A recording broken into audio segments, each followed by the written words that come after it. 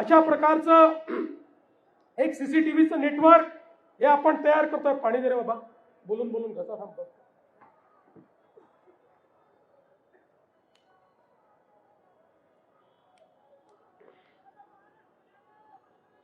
आज जरी या ठिकाणी पाणी पित असलो तरी निवडणुकीमध्ये विरोधकांना पाणी पाजणार आहे. आणि म्हणून आपण एक अशा पद्धतीचं या ठिकाणी सीसीटीव्हीचं नेटवर्क तयार करतो. हे नेटवर्क पुढच्या काळामध्ये आर्टिफिशियल इंटेलिजन्सचा वापर करून पुण्याला सेफ सिटीमध्ये त्या ठिकाणी परिवर्तित करेल. पुण्यामध्ये एक प्रकारे पोलिसांचे डोळे म्हणून हे काम करेल.